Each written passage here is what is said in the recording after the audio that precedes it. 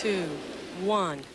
Booster ignition and liftoff of Discovery with a crew of 6 astronaut heroes and 1 American legend.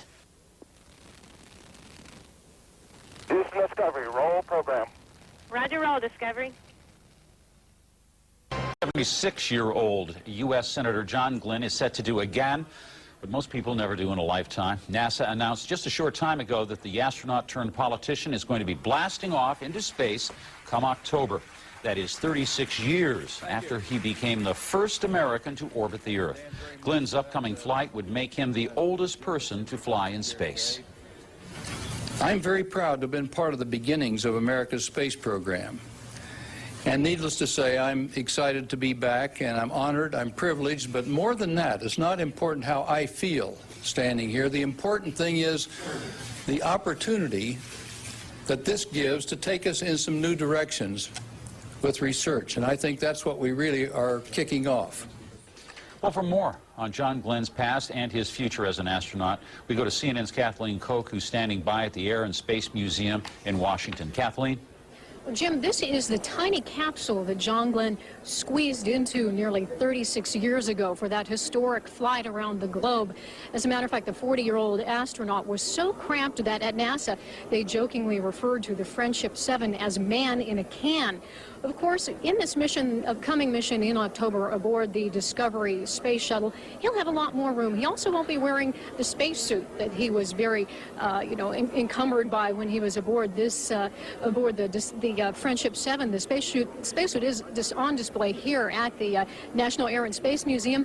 Also, there are the cameras and some binoculars that he brought along for that ride. He'll probably bring a camera again, though they have come up with more sophisticated ways to look back at the Earth than binoculars. Standing here with us to kind of give us a reaction from the folks visiting the museum about what they're thinking about the senator having one more shot to show he's got the right stuff is Ray Kasunik, who is from the Orlando area. What do you think, Ray? I think it's just great that he has a second chance to go up there and show his stuff. Not worried about his age being any kind of problem? I mean, we've never sent a 76-year-old person into space before. Nobody exercises every day, and I think he's physically fit to go. I think this is great. We're all cheering for him here in Central Florida. As are we here. Thanks very much, Mr. Kasunik. And obviously, there are a lot of people who are very envious. And but one of them who had been a backup for the Teacher in Space program, Barbara Morgan, it was announced today that she is now going to get her shot to go up in space. She had been the backup for Krista McAuliffe, who tragically was killed in the 1986 explosion of the Space Shuttle Challenger. Back to you, Jim. All right, Kathleen Koch reporting to us there from the Air and Space Museum in Washington. And now back to Hillary in London. John Glenn ist mit seinen 76 Jahren zwar nicht mehr der Jüngste, aber dennoch fit wie eh und je. Er schwimmt, stemmt Gewichte und stellte vor kurzem einen Geschwindigkeitsrekord mit seinem Privatflugzeug auf. Nationalheld wurde John Glenn, als er vor 35 Jahren als erster Amerikaner die Erde umrundete. Amerikas Antwort auf den Russen Juri Gagarin, den ersten Menschen im All. Für die NASA ist Glenn der ideale Kandidat für die Experimente im Weltraum. Denn seit 42 Jahren wird er von NASA-Ärzten durchgecheckt. Von keinem anderen gibt es vollständigere medizinische Unterlagen. Bislang hat Story Musgrave den Titel als Alloper inne. Er war 1996 mit vergleichsweise zarten 61 Jahren ins All gestartet. Wenn John Glenn tatsächlich im Herbst an Bord der Discovery sein wird, dürfte er mit seinen dann 77 Jahren kaum noch zu schlagen sein. Damit wäre Glenn der älteste Mensch, der je in den Weltraum geflogen ist. 1962 hatte er als erster Amerikaner in einer Mercury-Kapsel die Erde umrundet. Für Glenn spricht nach Ansicht der NASA seine Erfahrung und seine hervorragende Gesundheit. Der Traum vom Blick ins Weltall für John Glenn soll er noch einmal Wirklichkeit werden. 36 Jahre nach seinem Pionierflug um die Erde will er an einer Mission der Discovery teilnehmen, im Alter von 77 Jahren.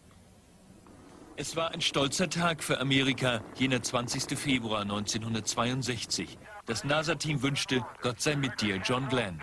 Godspeed, John Glenn. Der damals 40-Jährige sollte als erster Amerikaner die Erde umkreisen. Und es gelang. Er demonstrierte damit, dass die Amerikaner den Vorsprung der Russen im All endlich aufgeholt hatten. Vor einer Stunde verkündete NASA-Chef Dan Golden, Glenn fliegt noch einmal ins All. Ich bin sehr stolz, dass ich schon am Start des US-Weltraumprogramms beteiligt war, sagte Glenn. Und natürlich bin ich aufgeregt, jetzt wieder dabei zu sein. Ich fühle mich geehrt und privilegiert, vor allem weil ich daran mitwirken kann, die Forschung über das Altern in der Schwerelosigkeit jetzt zu beginnen. With research, and I think that's what we really are kicking off. Am 8. Oktober dieses Jahres wird John Glenn an Bord der Discovery nun noch einmal ins All starten und 10 Tage oben bleiben. Mit dann 77 Jahren wird er der älteste Mensch sein, der je im Weltraum war. The first U.S. astronaut to orbit Earth is returning to space.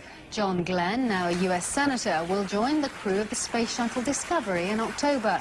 Scientists say they want to study Glenn's experience to establish the effects of space travel on older people. By launch time, Glenn will be 77. NASA scientists say there are many parallels between weightlessness in space travel and the process of aging on the human body. CNN medical correspondent Al Hinman reports. All right, shift your weight, bring your front toe up. Every human body ages and eventually wears out, but some wear out faster than others. Scientists say if they can figure out why, they may be able to help slow down the aging process for all of us. I believe that we can slow down some of the changes, some of the biological changes that do occur during aging. Latest advance in the scientific quest for longer life was announced this week, a process that might help extend the life of individual cells. But before there's a real fountain of youth, scientists say they need a better understanding of what occurs as the human body grows older. And some scientists believe space is the perfect laboratory. There are a lot of correlations between the kinds of effects that you see in zero gravity and the kinds of things that happen to people as they age. For example, osteoporosis, the crippling loss of bone tissue that affects more older women than men. The same kind of bone loss affects space travelers of any age, but at a much faster rate. Researchers say if they could find a way to prevent the rapid mineral loss from bones in the zero gravity of space, it should help them slow down or prevent osteoporosis on Earth. Weightlessness mimics another effect of aging, something called cardiovascular deconditioning. Because the heart doesn't have to pump as hard when there's no gravity around, occurs in zero gravity and also happens to older people as they age. In fact, this NASA consultant on aging and space says it's possible an older heart, like astronaut-turned-Senator John Glenn's, might handle space travel better than a younger heart. An older person may already have made some compensations. But the experts concede they really don't know what happens when an older person spends time in space. But they sure want to find out. Al Hinman, CNN, reporting. Chute is out in race condition at 10,800 feet and beautiful chute. Chute looks good. What a moment. Astronaut John Glenn as he returned to Earth in 1962 after becoming the first American to orbit the Earth. And joining us now from the National Air and Space Museum, standing beside his famous capsule Friendship 7, astronaut and Senator John Glenn. Senator, thanks so much for joining us on Late Edition. You have a little crowd over there. We're thrilled to have you on the show. Well, we're doing. Wolf, congratulations to you on moving into your new position on this show. I think that's great. Well, I'm not going into orbit, but you probably will be in the next few months. Yeah. And a lot of Americans are asking, you're 76 years old now. You're about to become 77 years old. What is going on? Why have you decided to do this? Well, this is about a 4-year-old project. I've been looking at this, some of the similarities between space flight and what happens in the normal processes of aging right here on the ground. And the National Institute of Aging, along with NASA, has been looking into these things. And we looked into them at some length, and I thought somebody should be doing the research on what happens to the body's immune system, your balance system, osteoporosis of the bones, weakening of the bone, muscle strength changes. All of these are things that happen here on Earth with the frailties of old age, and somebody should be looking into this. And almost 2 years ago, I proposed to NASA that they run a project on this, which the National Institute of Aging backs, and look at some of these things. And I said, if I could pass the physical, I would like to go do this myself, and I would be an ideal age in my mid-70s, which the National Institute of Aging in some of our discussions had indicated would be an age that they would like to look at. So I thought this was a good chance, and I've always wanted to go back into space again, but that isn't the main reason for doing it. The main reason is to do the research and try and learn the new things that we can learn. All right, first of all, tell us, you're standing in front of what? Something that's very historic as far as you're concerned. Well, historic as far as I'm concerned, it's the Friendship 7 that I flew in, which was a one-person spacecraft, which was the biggest one we could put up, and it has a likeness of me. And Annie's fond of telling people to come over here at the Air and Space Museum and see the other dummy. That's the one behind me in here. I know she's there with you. How does she feel about this new adventure you're about to embark on? Well, Annie and our children were a little cool to this idea to begin with, but the more we've talked about the importance of this for so many people and the opportunity I have to contribute in this area, well, the more they've come to support it. And so, you know, you think yourself, mother, father, brother, sister, husband, going into space, people would have their reservations, but they're for it, and I'm all for it, certainly. We're looking at some pictures from that 1962 orbit right now when you took off and eventually wound up in the U.S. Senate. How are your colleagues reacting to this decision that you've made? Well, we just had the announcement at the press conference Friday, so I've already heard from a few of them by phone calls, and then late Friday afternoon we started getting email and faxes and things into the office. I expect I'll hear from some more of them this coming week here, but they've been very positive support. I think everyone sees this as something where we have a chance to really do some good for a lot of people. You know, we have about 35 million Americans that are over 65 right now.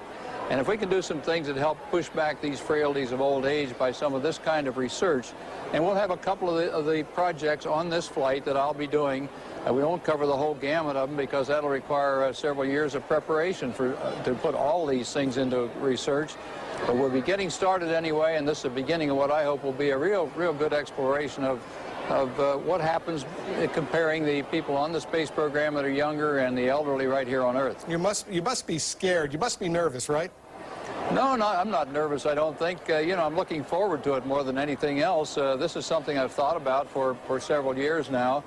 And I'm just glad to see the whole thing come through because I think there is a lot of good we can do with it. Do you think it's a good idea also to take a teacher, an educator up in the coming months as well? Yes, they are. Barbara Morgan, as I understand it, is going to be asked, and I think she's already agreed to come into the program as a regular astronaut trainee, not just coming in as a teacher for one shot and back out again, which Krista McAuliffe was at that time. But this will be a permanent assignment to her as one of the astronauts dealing with research and then relating back in particular to our education system in this country. Okay, Senator Glenn, thanks again. We hope to interview you while you're in space at some point down the road. Good luck to you on your next mission. Thank you, Wolf. Good luck to you. Thank you much. Thank you. And Barbara Morgan is finally getting a chance to live out her dream. As CNN's Ann Kellen reports, for Morgan, there are still vivid memories, though, of Krista McAuliffe and the ill-fated Challenger mission. Not one day has gone by in my life for the last 12 years where someone hasn't come and asked me, when are you going to fly? When you're painting, it's different from a drawing. An elementary school teacher for 24 years, Barbara Morgan from McCall, Idaho, is for the second time in her life getting ready to fly into space. Congratulations. And we have a little thing for you.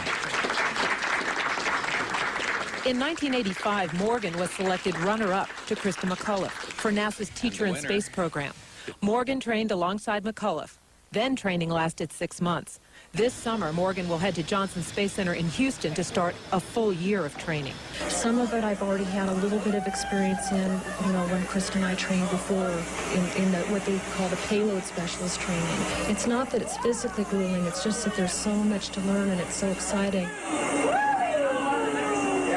Morgan, unlike McAuliffe, will train and fly into space as a professional astronaut. 12 years ago, people watched in shock when the shuttle with Krista McAuliffe and 6 others aboard exploded.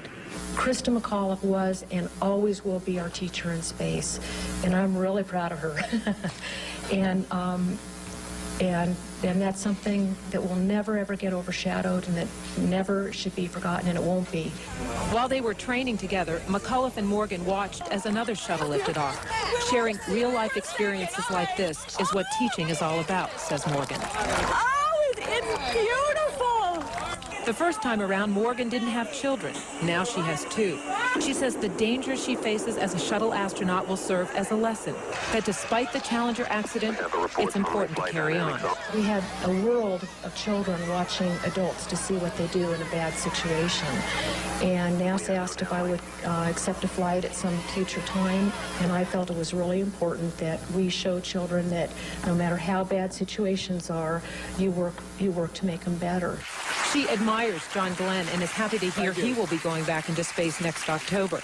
The earliest Morgan will fly on a space shuttle is summer of the year 2000. Ann Kellen, CNN reporting. Do you think you're ready to paint? Meine Eltern haben mir gute Erbanlagen mitgegeben. Das ist der Hauptgrund für meine Gesundheit. Ansonsten gilt es einfach, Sport zu treiben, sich zu beschäftigen und in Form zu halten. Im Moment bin ich einige Pfund zu schwer. Ich werde aber bis zum Flug etwas abnehmen. Also im Wesentlichen sollte man jeden Tag Sport treiben. Was haben Ihre Familie und Ihre Verwandten dazu gesagt, dass Sie wieder ins All wollen? Meine Frau war nicht gerade begeistert, als ich es das erste Mal erwähnt habe. Mein Sohn und meine Tochter auch nicht. Aber als wir dann darüber gesprochen haben, wie wichtig diese Operation ist, wie wichtig die Forschung ist, die sowohl älteren Leuten zugutekommt als auch den Astronauten dort oben, und darum geht es hier im Wesentlichen, wurde meine Frau enthusiastischer und ist jetzt auch dafür. Die Hauptsache ist die Forschung, die jedem auf der Erde helfen soll. Der Kalte Krieg ist vorbei. Heute wird eng mit den Russen zusammengearbeitet. Was sagen Sie dazu? Ich habe eben hier gesessen und darüber nachgedacht, an wie vielen Treffen ich in diesem Gebäude vor 2 oder gar 3 Jahrzehnten teilgenommen habe, als wir damals noch mitten im Kalten Krieg steckten, und wie die Dinge heute aussehen. Es war eine sehr ernste Zeit damals. Wir wussten nicht, ob der Kommunismus die Welt erobern würde oder nicht. Und es herrschte ein sehr ernster Wettbewerb. Heute arbeiten wir alle zusammen im All, und die Forschung, die wir durchführen, ist vom Nutzen für die ganze Welt. Das ist ein sehr großer Schritt nach vorn. Glenn's body responded in the centrifuge, which simulates the shuttle's takeoff. He's strapped in. You're going to get quite a little tumbling sensation. The helmet's fitted. Now bring the helmet around, reach up and grab it for me so I don't take it. The heart monitor's checked. On the top, take your thumb, come straight down, press in. And the huge capsule begins spinning. It takes the shuttle about 9 minutes to go from launch to zero gravity in orbit, and the centrifuge is programmed to duplicate the experience. It's a required test for any astronaut planning to fly on the shuttle. Officials say Glenn passed the test with no problem. Are you feeling fine, sir? Yeah, I feel fine. Very good. The centrifuge spins fast enough to subject the body to 3 times the force of normal gravity. It's enough to cause difficult breathing, but nothing like the 9G force experienced by some fighter pilots. Officials at Brooks decided to have an ambulance standing by just in case. It was not needed. Got all through the run, went very well, and it's a good drill because it gives you the exact same profile you'll have during a launch. His crew for his shuttle mission has just been named. It will include a heart surgeon and another astronaut doctor trained in emergency medicine. NASA says the crew makeup is designed to conduct tests on the way spaceflight affects an elderly person, not, as some have suggested, in anticipation that Glenn is in danger of having a heart attack in orbit. Alan Duke, CNN, Atlanta.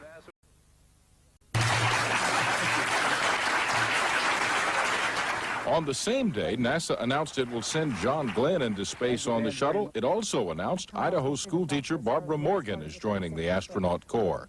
The public went wild. For different reasons, the American public likes the idea of their heroes and of working teachers going into space. So I think it adds another dimension of excitement to an already exciting program. I've been surprised at the attention, quite frankly, the amount of attention on this and the comments in the press and TV. And I think that's good. And if that can help NASA and help generate some interest in the problems of aging and the astronauts and the overall science benefit that kids study in school, that's what NASA's all about. A CNN survey taken earlier this year shows 67% of those surveyed believe NASA is doing a good or excellent job today, up from 43% in 1993. We asked readers of CNN Interactive space coverage to tell us why NASA's positive ratings have gone up. Was it Senator Glenn or Teacher Morgan? Neither, in the opinion of many CNN website readers. The overwhelming reason given was the July 4th Mars landing of Pathfinder and the spectacular pictures the little rover sent back to Earth from our nearest planetary neighbor. You look at the reaction to the Mars Pathfinder last summer, to the Lunar Prospector in orbit around the moon now, the beginning this summer of assembly of the International Space Station, the excitement of looking for life in the solar system and in the universe. Others tell us the continued success of the space shuttle with on-time launches for more than a year is making people believe NASA is a can-do agency. Some suggest any government agency with a popularity jump like this could use that clout to get more money from Congress. But it's not happening at NASA. NASA's budget has dropped by $1 billion in the past 4 years. It's down to $13 billion for next year. NASA officials say they have no plans to ask for more money today, and even if they did, it's unlikely Congress would say yes. Well, unfortunately, the Congress has thus far been remarkably impervious to the needs for America's civil space program. Even though NASA is extremely popular with the taxpayers, it's not very popular with the politicians. Add to that the fact NASA's most expensive project, the International Space Station, is now $4 billion, or 20% over budget, and you have a situation that convinces analysts in and out of NASA the space agency won't get more money from Congress no matter what feats the agency performs next. John Holliman, CNN Atlanta. So, a veteran astronaut gets a new assignment that will put her name in the history books. The United States Space Agency has chosen a veteran of 2 shuttle flights to lead the crew of Shuttle Columbia in December. And in doing so, it is making history. Air Force Lieutenant Colonel Eileen Collins will be the first woman ever to command a shuttle mission. First Lady Hillary Rodham Clinton made the announcement Thursday, calling it, quote, one big step for women and one giant leap for humanity. Collins says she is up for the challenge. It was only a dream of mine that someday I'd have the opportunity to be part of such an important astronomy mission as this one, the Advanced X-ray Astrophysics Facility. And throughout my life, and in particular in my career in the U.S. military and with NASA, I've been given important jobs and responsibilities, and I now accept this responsibility with all the determination and the motivation and the diligence that I've had and all the other challenges I've faced. Out of 229 U.S. astronauts who have flown in shuttle missions, 27 have been women. And that is our worldview. I'm Bernard Shaw. And I'm Judy Woodruff. Thanks for joining us.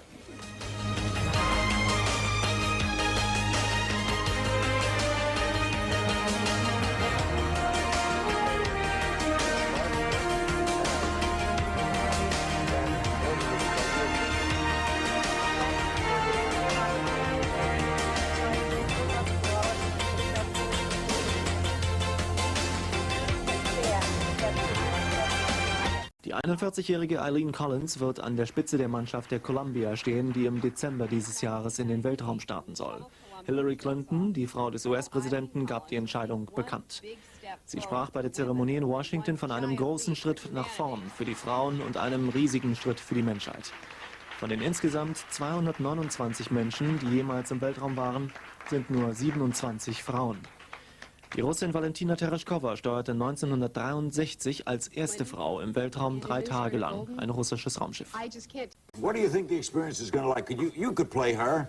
Command the spaceship. You know, is it ridiculous? All I think, you say Eileen Collins, I remember the picture in the paper, and I'm thinking, why does she have a haircut like 1977? Because she looks like I thought, is that a period picture of her at that control board there? Looking intelligent. You know, that's the level I saw it at. You know what, why has she got that? I remember that little circular brush you got going on that style. That's all I thought about. But would yeah, you like good on her. Would you like to command the spaceship? I'd like the Spice Girls to go into space. They can become the Spice Girls. And that's my opinion on it. Okay. Girl power. Girl power. Joy. Rise up your life, Larry. What do you think of the space commander? I think she should get harassed by the president. She'll get a makeover. Oh, she'll have better hair. We'll be back with more after this. Another spin at age 77. John Glenn, once America's most famous astronaut, becomes its most famous astronaut once again. An astounding encore after a rather lengthy intermission. Hello and welcome. In 1962, people in many countries were enthralled by the exploits of a man who seemed to symbolize the adventure and optimism of the age. Now, his age is the amazing thing about him. In October, John Glenn is going back into space for a second time, 36 years after his first brief visit. On our program today, a look ahead and a look back with CNN's John Holliman and John Glenn. Godspeed, John Glenn. This picture of astronaut John Glenn strapped into his Mercury space capsule on February 20th, 1962 made history. He flew around the world 3 times, the first American to orbit the planet. His success was rewarded with presidential honors, ticker-tape parades, and a secret presidential directive that he never again be allowed to fly in space. The U.S. didn't want to take the risk of Glenn's dying while the first Russian cosmonaut was still alive. But that's all changed now. A new president and a new NASA have given John Glenn a coveted seat on Space Shuttle Discovery, which is leaving for orbit October 29th. When someone who has risked their life countless times for our space program and for our country comes to you and asks, I'm willing to take the risk of spaceflight and serve my country again because I think we could do more to benefit the lives of older Americans, can I go? If that person proves that they have unique blend of experience, expertise, and excellent health, the answer is certainly yes. After 6 months of intense training, the astronaut turned senator turned astronaut says he's ready to go. I went up there and never felt better in my life than during those 5 hours I was up there in space, and was going around the Earth and never felt better in my life. I came back down, main parachute landed. I was bobbing around in the water down there waiting to get picked up, and lo and behold, I was beginning to get seasick. Now, I didn't get, and I do get seasick. I'm a rarity, I guess, in that I have very little tendency to get sick in an airplane. But if I get out at sea and roll around a little bit on a destroyer or even on a carrier, I tend to get seasick.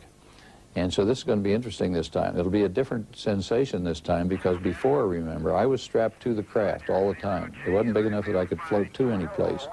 So all my visual cues were, if this craft turned a little bit, I turned with it. And so I was strapped down.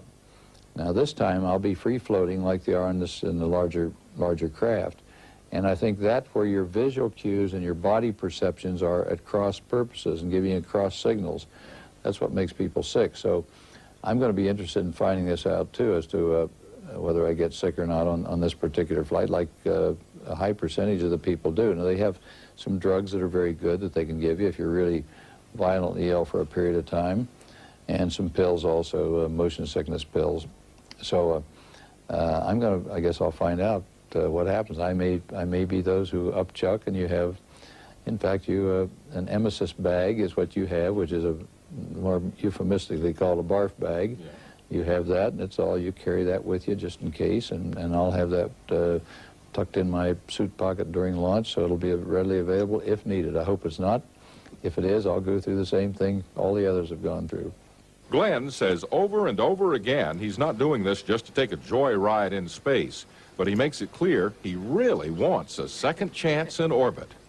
After your Mercury flight, which lasted just a few hours, you came back to Earth and said to yourself, gee, I wish I'd had time to do this, or gee, I wish I'd looked over there instead of looked over here. If there were questions like that you hope you'll be able to answer in the next few months. 1,000 of them. I think on that first, I was up just under 5 hours before. I made 3 orbits around the Earth. Each orbit's about an hour and a half. And when I came back, there's so many things you wanted to have done and wanted to have taken part in. On that first flight, I had a couple of emergency matters I had to take care of that took up a lot of my time, and I had to cancel some of the planned events on that flight schedule. But to go back up again, and who would ever have thought back then that eventually being in a spot like I'm in now, that age would be an advantage on going into space. Now, I'm aware of some of the comments that some of the younger people would like to go up too, but they're not old enough really yet to make the kind of experiment that NIA wants. But I'm sure that as time goes on here, as those people get in this same age bracket, I'm sure some of those folks will go back up again too. The ultimate purpose is to try and see if we can't find out within the human body what turns these things on and off. In some of these areas, will I react the same way, or because some of these things have occurred, will I be semi-immune from these things happening in space? What's my rate of recovery when I come back? Why, if there's a difference? If not, why the same? In other words, we hope eventually over, and I'll be the first data point, and there will be undoubtedly many more in the future, but what you want to do is get a lot of data on this so that hopefully we can take away some of these frailties of old age in the future, and at the same time benefit what happens to the younger astronauts up there right now. The senior senator from Ohio has been training for this flight since January. He's been seen in some amazing situations for a certified senior citizen. And as he describes the science experiments which 2 medical doctors will be conducting on him, you can tell this space ride will be no piece of cake. I'll have 21 leads coming out of my body, and that'll be, I think, on 4 of the sleep periods, 4 of the 9 days that we're up. Be doing things on muscle studies here where tracer isotopes will be injected into me, and we'll take blood samples. I think there are going to be 12 blood samples taken, and we'll do this before flight, do it during flight, and after flight. Did you just say to me that it's going to be a time when there are going to be 21 wires coming out of your body hooked up to gizmos on the space shuttle? All right, well, it'll be a recorder that I'll be carrying on my waist right here, and this will be during a sleep period. Obviously up there, it's much simpler than it would be here on Earth to make these kinds of measurements, because on Earth you can imagine rolling over with 21 different leads on your head, and EKG monitors on, and this thing on the side, and another temperature monitor for this magic pill that's about an inch long and a 1/4 inch across that I'll swallow, that is not only a temperature measuring device but a little transmitter that transmits a signal that can be picked up out to about 25 centimeters away. So we'll be wearing a little recorder here around my stomach area that'll record that body core temperature as this thing works its way through my digestive system, so they can compare body core temperature with what they're finding out about the sleep patterns that they'll be measuring with all this rig on my head. This is not a very dignified project for a United States senator, senior member of the Congress of the United States, to be swallowing things that go through your guts and measure your temperature and have 21 wires coming out of your head, is it? Well, when you get all wired up for this thing, I was joking one day. I had all this stuff on down there, and I told the people doing it that I had seen better looking things under bugs under a microscope studying biology than I looked like. So, no, this isn't just go up and ride around. This is go up and try and get some data, and another one of the criticisms that you mentioned a while ago, I think, is that people say, well, what's good is one data point? Well, if this was to be the end and be all of this whole effort at this kind of research, that might make a good point, but every data bank starts with one point, and that's what I hope to be, bring back good enough data off all this that there won't be any doubt about continuing this kind of research into the future. Glenn's mission has not been without its critics. Some have charged the senator is being rewarded for his defense of President Clinton in last year's campaign finance hearings. The payback? A free ride into space. We already talked about some of the scientific reason for why I'm going back up again, and I think once people understand that, all the rest of it falls into place. Some people thought that I was going just because I was a senator and I demanded to go or something, which absolutely was not true. I wouldn't go that way. So I did not, this wasn't a payoff or anything like that. Actually, the campaign finance hearings last summer were ones that I think we lost a golden opportunity. I was the one that proposed at that time that we do those hearings on a bipartisan basis completely, as Iran-Contra had been done, that we run our budget together, our staffs together. I suggested that. As a Marine fighter pilot, Glenn flew into danger almost daily, but now he's a 76-year-old grandfather. Is the risk of riding the shuttle worth it to him? Every person takes risks every day of their life. We're not 100% safe when you get out of bed in the morning. And, I drive through Washington traffic to get to Capitol Hill every morning during rush hour. Well, that has its own set of hazards, too. But I think as in everybody's life that may be watching the program, you weigh risks against benefits to be gained, or what your responsibilities are, and you weigh the risks against that. And I guess that's what I've done all my life, and I see this flight as being exactly the same. Is there a risk? Yeah. When you're dealing with speeds, of almost a little under 18,000 miles an hour, which is 4.8 miles a second.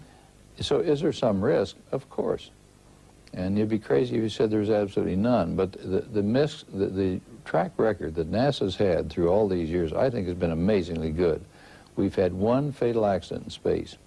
One. And doing this with the most complex vehicles ever designed by mortal man, and going speeds and using power and operating in a vacuum environment that we hadn't operated in before. It's been an amazingly safe program. And I can tell you right now, the idea of being worried about, we joke about launch things, but my major concern is to make sure that I do a very good job up there in getting the data, and I don't foul up in getting the data some way that might not bring back, mean that I would not bring back good information that I'm supposed to do. So I'm really more concerned about that than I am just the physical safety of the flight. But the physical safety of the flight is something you think about, and we used to joke about it in the past when people would say, what do you think about on the launch pad? And the standard answer was, how do you think you'd feel if you knew you were on top of 2 million parts built by the lowest bidder on a government contract? John Glenn takes his next big risk, October 29th. John Holliman, CNN reporting. We're going to take a break, but when Insight returns, we talk with CNN space correspondent John Holliman about his impressions of Senator Glenn and his return to space. Stay with us.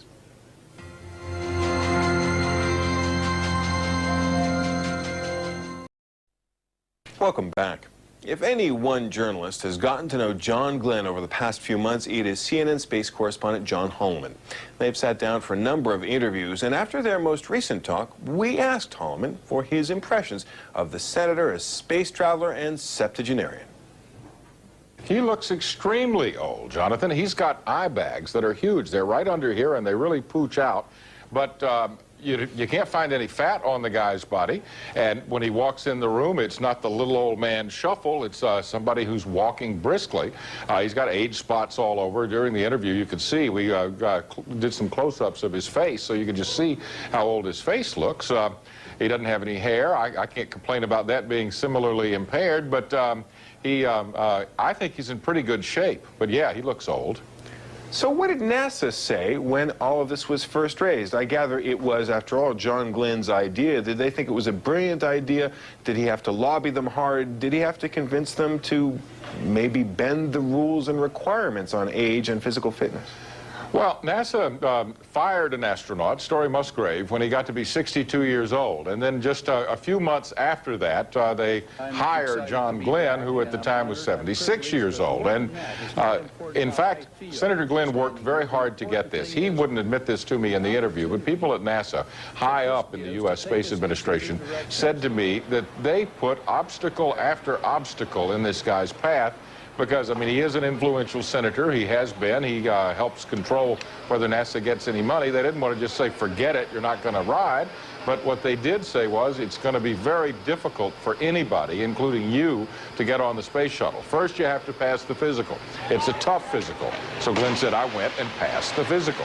And it wasn't the regular physical like you and I would go through. It was a physical where, in addition to that treadmill where you're running along at 8 miles an hour and they're testing your heart, I mean, they put catheters down in his arteries to make sure his heart had not enlarged or hadn't been deformed in some way, and they pumped dye through all his veins to just make sure he wasn't going to have a heart attack. And he said he came through that with flying colors, as did NASA. Then they said, well, you can't ride just because you're healthy. You got to ride and do something that will be beneficial to many Americans. And so Glenn went to the National Institutes of Health. There's a division there for old people called the National Institute of Aging. He said to them, are you interested at all in what weightlessness would do to a 76 or 77-year-old person? And they said, well, yeah, we're sort of interested. And he convinced them, and they worked out a deal such that there would be some vital, potentially vital experimental data they could gather from taking this guy who has passed a NASA flight physical every year for the past 40 years and put him up in the shuttle and just see how his body reacts. They know how younger astronauts react when they go up in space. Body fluids flow from your bottom to your top, and it's kind of tough for a day or two to recover when you get back to Earth. How will it be for an old guy? And that's what his experiment is designed to find out. What did Story Musgrave, the astronaut who was fired for being too old at the ripe old age of 62, think about all this? He didn't like it much. Story left NASA and came to work as a consultant for CNN, and when the Glenn announcement came, I was standing with him, and he was not particularly excited about it. He said, I don't think this is an age thing, Musgrave did. I think it's a reward to a senator who only got one ride in space, and Musgrave has had 6, and many of the astronauts got more than one ride. And he thinks it's a reward for living a good, clean life rather than a science experiment that's really going to generate much in the way of new scientific research. Senator Glenn is violent in his opposition to this. He said the reason Musgrave couldn't do the flight that Glenn is doing is that Musgrave's not old enough. Glenn is going to be 77 when he flies. Musgrave is only going to be 63 when John Glenn goes up. John Glenn was a fighter pilot. He was a test pilot. He was an astronaut. Is he essentially now going to go back up and be a passenger, a celebrity, but just a passenger, or is he going to be doing things up there that other people couldn't do without him? Well, you can't be 77 years old without being 77, John. That's the point that Glenn makes over and over again, and I guess I tend to agree with that, since the experiments are designed to see how really old people react in space. But Glenn has pointed out to me numerous times, and we've done 5 or 6 interviews over the past few months, but including this latest interview, that he's not going to have to work anything like as hard as he did as a Marine fighter pilot flying combat missions in Korea. He's not going to have to, I mean, when he was in the Mercury capsule, he was the only one there who could drive the thing. And it went out of control, and as he said, we had a couple of minor emergencies I had to deal with. Well, the thing was almost going to crash, and he had to take over manual control of it and rescue it.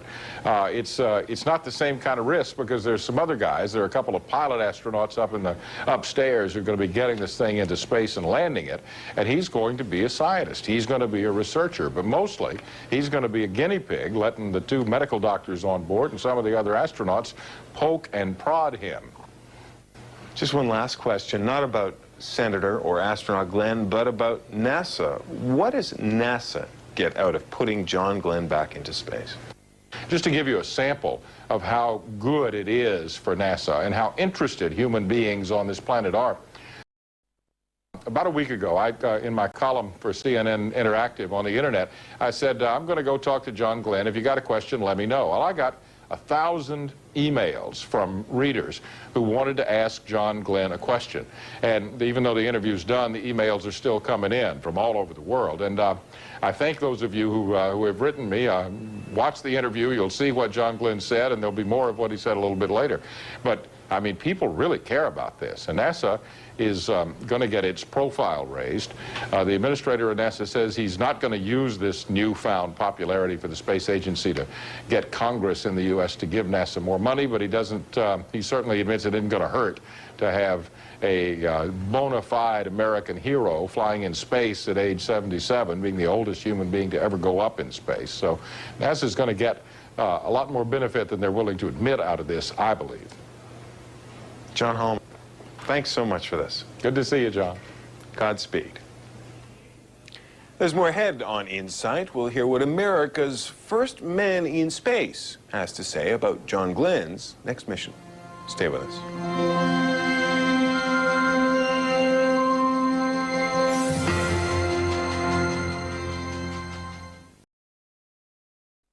First American astronaut to orbit the Earth, but he was not the first American to reach the cold vacuum of space. That honor belongs to Alan Shepard. Both Glenn and Shepard worked together as members of NASA's Mercury program in the early 1960s. We got in touch with Shepard and asked him what he thinks about his colleague going back to space where it all began. I think it's going to be all right. John is in relatively good shape for his age. Obviously, he's going to be physically training for the flight. And as you know, tremendous amount of data has been gathered on the rate at which the human body slows down, collapses, whatever, with weightless conditions. And John will just be another data point. They'll be able to get a lot of information from him. Of course, I told them that first time he pressurized his spacesuit, he would probably crack his bones, but he didn't appreciate that. No, I think it's good. John is a very well-known figure. Anything positive to help the space program these days is good, because money is always hard to come by. Before we go, we give the last word to Alan Shepard. As a pioneer of space exploration, he was the first American in space, as we mentioned, and later he also got to go to the moon. We asked Shepard if one experience in his space missions stood out above the others. Oh, I don't think there's any question about that. And the answer is one that had nothing to do with what you might think. For example, getting to the moon wasn't that exciting. But standing on the surface of the moon, looking up in the black sky at a planet which is 4 times the size of the moon as we see it, and thinking about the millions and millions of people that are down there that are trying to get along, desperately trying to get along together, and think what a shame it is that they can't be put on the moon and let them look back at planet Earth a while so they can say, hey, look, we got to take care of this place after all. Who knows, maybe John Glenn will get his chance for that too. That's Insight for this day. I'm Jonathan Mann. Thanks for joining us. The news continues in just a moment. Der 77-jährige Raumveteran will mit dem Space Shuttle Discovery noch einmal nach ganz oben. Als erster Amerikaner im All schrieb John Glenn 1962 Raumfahrtgeschichte. Jetzt bereitet sich der Nationalheld auf einen neuen Rekord vor. Er will als ältester Mensch den Ritt auf der Rakete wagen. An die enorme Belastung beim Start muss sich der rüstige US-Senator erst wieder gewöhnen beim Training in Übungsjets. Sein Lebenstraum soll sich am 29. Oktober erfüllen. Dann heißt es in Florida wieder, we have a liftoff.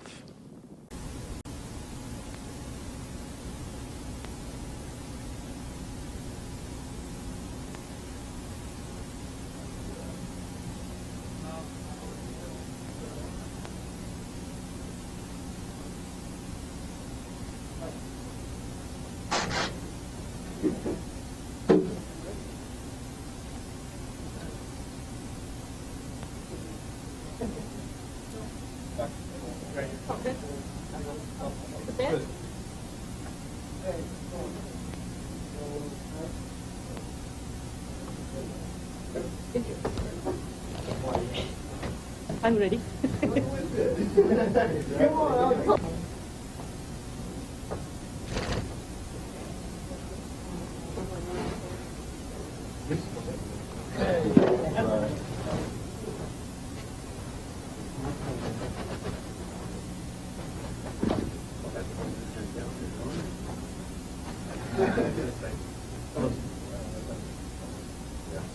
I know they called me 2 months ago. Have you got your reservation in yet? And I don't know. She goes, I did. Don't worry about it. I took care of blocking the room. Yeah. Where do you guys? Yeah. Yeah. And we'll go ahead and maybe do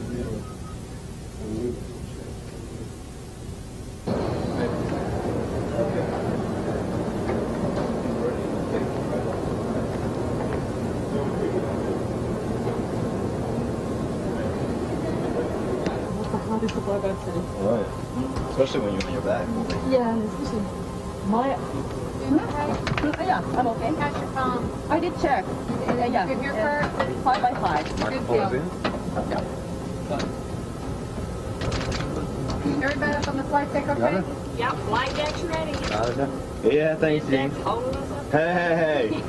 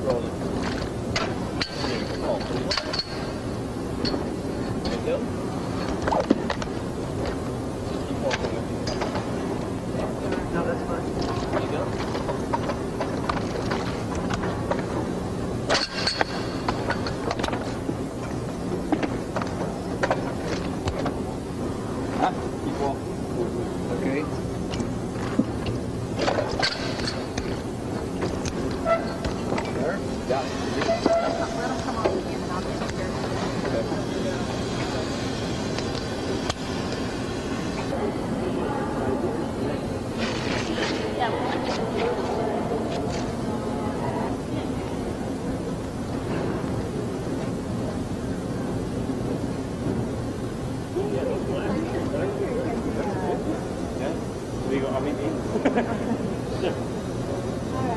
we're going to do this exercise one more time. blow the hatch and then we get out. That's the biggie. Take your parachute. And I'll try to remind everybody. And follow your cue. Oh, okay. All right. Training session.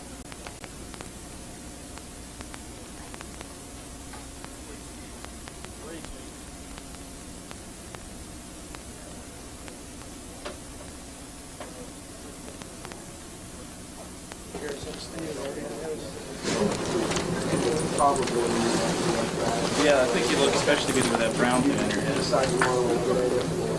Not everybody can pull that off.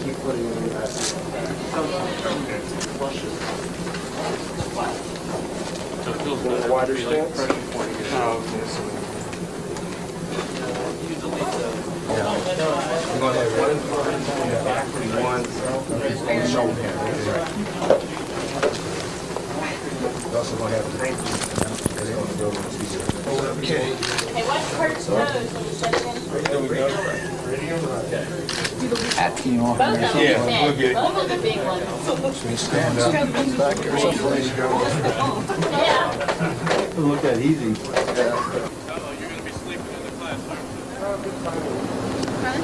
This goes in her FDA. This is MS1's. Get my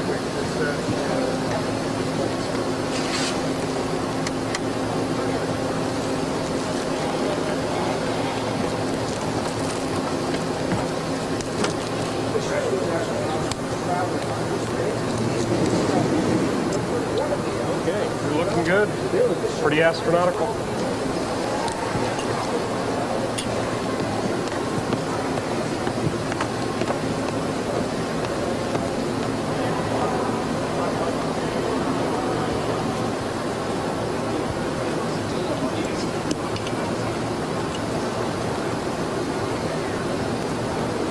You ready, Adam? I'm ready. Good. This is the worst part of the whole trip. That's right. Getting in and out of this darn thing. It gets easier after this.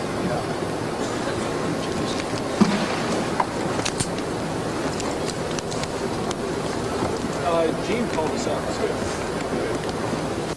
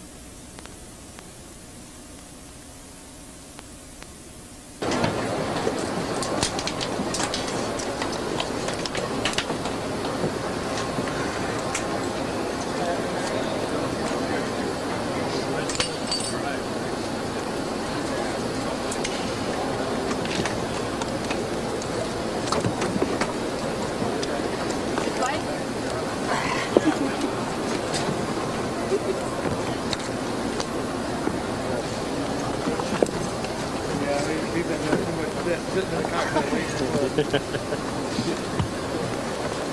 right. I got all that bio stuff in the... Oh, that won't fall out. It'll be all right. Let's go.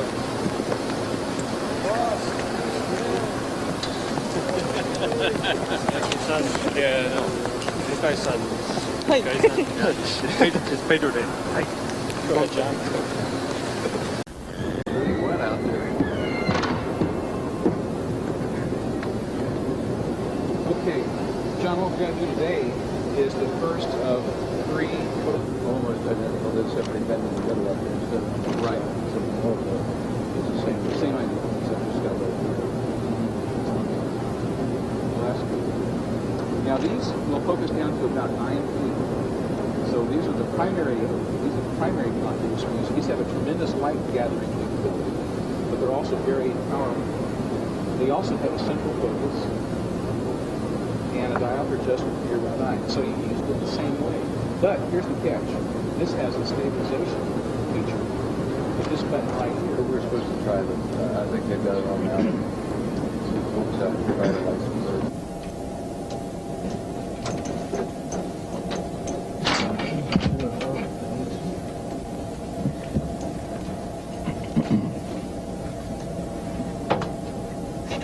You guys want pictures of the strangest things. Is the yellow connector. What is it labeled? Well, it has a V on it. Oh.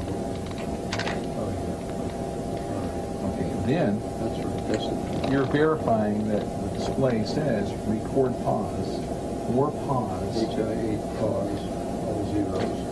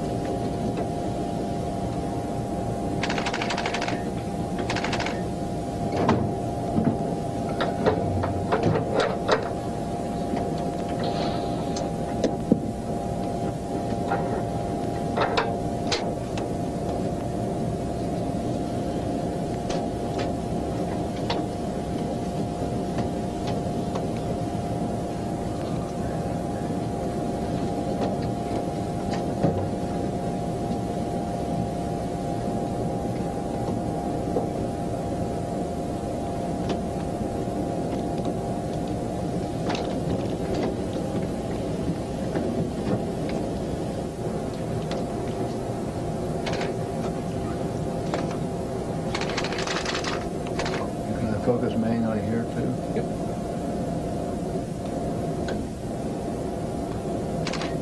No, it's not. We're still in manual plane. It goes out when you get in. Boy, that thing picks up close, doesn't it? See what happens. Doesn't have. Let's push high there. High. That's fine. That's fine right there. Yeah. Don't know that it's going to stay there in 1G.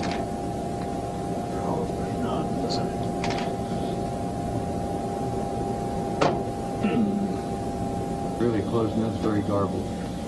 Very garbled. Right. It's better to let your helper monitor your audio as well. So this sort of setup with the camcorder, the lighting, the audio, this would be great for anything on the mid-deck or the flight deck for PAO purposes. You just have to decide where you want the camera to be aimed and make your normal setup using the checklist. Once you get this thing set up like this, when you tend to, rather than tearing the whole thing down and setting up again, you leave it like it is and take the boat and clamp off and clamp it somewhere else and change your light and that's it. Or just swing this around out of the way. With me. Oh, good, okay. It goes, actually it belongs over to the gym is what it belongs to. Okay, there we go. Hello.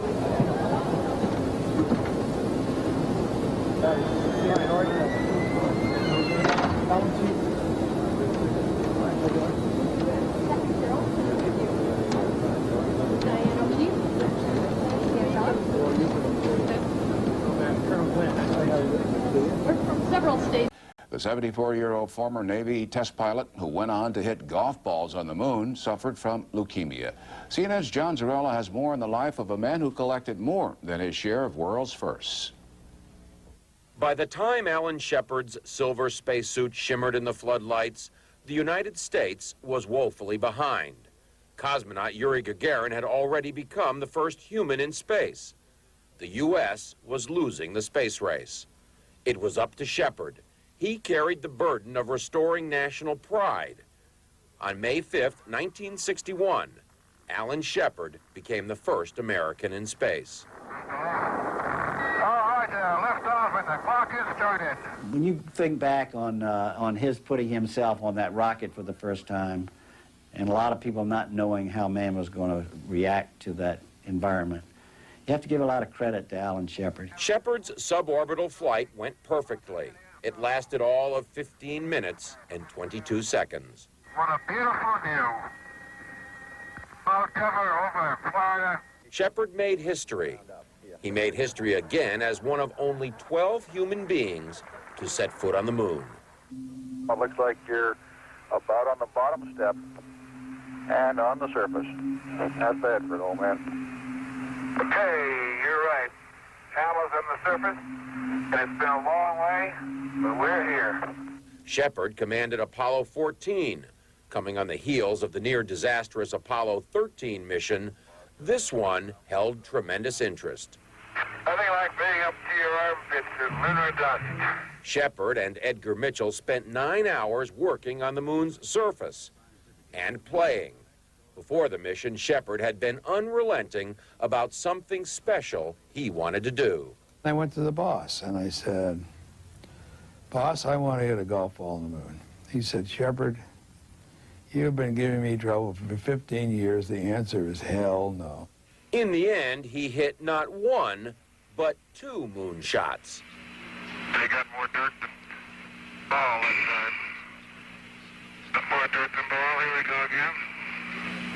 It looked like a slice to me, Al. Here we go. In 1974, Rear Admiral Alan Shepard retired from NASA and the Navy. He spent his remaining years running construction and consulting businesses, raising money for higher education, promoting space exploration through speeches and books. And he hit lots of golf shots, something he loved almost as much as flying. John Zarella, CNN, at the Kennedy Space Center in Florida.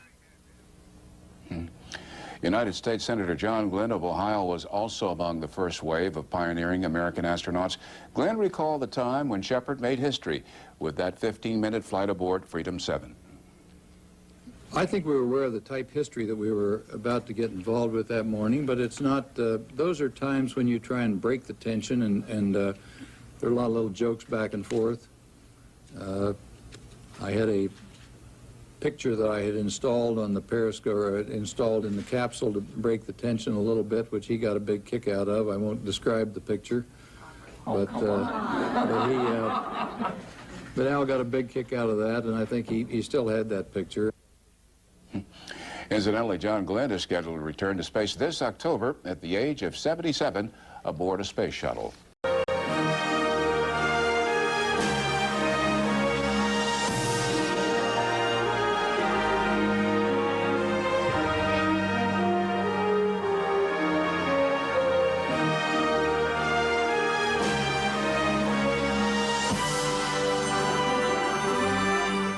CNN's Larry Woods looks back now at the life of a remarkable man. As a journalist, it was the proudest moment of his life, he said this past week, standing next to the legendary Walter Cronkite. He and Cronkite were to have co-anchored the upcoming John Glenn Shuttle mission in October. Covering space was Holliman's most recent assignment, and he launched into the dynamics of man and machine reaching for the stars like a cub reporter on his first cop beat. Red dot just above the equator. A gifted conversationalist, John Holliman delighted in humanizing his work. For example, testing NASA's latest spacesuit. You're supposed to raise your arms straight up, then push up into it, turning your head to the side, and finally poking your head out. Looks to me like the average guy can do this. He was anything but average. Put our microphones out the window. Holliman gained international fame in 1991, along with Peter Arnett and Bernard Shaw as one of the boys from Baghdad, the trio that courageously broke the story of the Persian Gulf War. When national TV critics gave their highest award to CNN that year for the war coverage, Holliman accepted the tribute with humility. But for all of us who have participated in some little way in CNN's coverage for the past year or the past many years, getting an award from the Television Critics of America is major league for us. The Georgia native began his career with CNN in March 1980 as the network's agriculture editor. Then it was off to Washington, where he mixed his homespun Southern insight to the complexities of national politics. Mr. President, a couple of weeks ago, you made a public appeal to American businessmen for each of them to... Like many reporters, he jousted with the powerful and the ordinary, but he never considered himself a Washington insider. He was on the scene, however, when big news broke. The man suspected of shooting at the presidential party earlier today is now one floor above us, being questioned by detectives of the D.C. police. He could do it all as a reporter, and along the way, he won the coveted George Foster Peabody Award, a National Headliner Award, a Golden Microphone Award, to cite a few. John's smile, his humor, and his contagious optimism brightened the lives of all who met him, said CNN News Group Chairman Tom Johnson. He was simply one of the most loved members of the CNN family. Reporting was John Holliman's profession. His wife, Diane, and his 5-year-old son, Jay, was his life, his joy. Shakespeare said it best. His life was gentle, and the elements so mixed in him that nature might stand up and say to all the world, this was a man. A man, we should tell you, who left a message on his computer Friday afternoon to his little boy in an office suddenly grown silent and lifeless. A shock to all of us, and he will indeed be missed. I'm Michael Holmes. Thanks for being with us.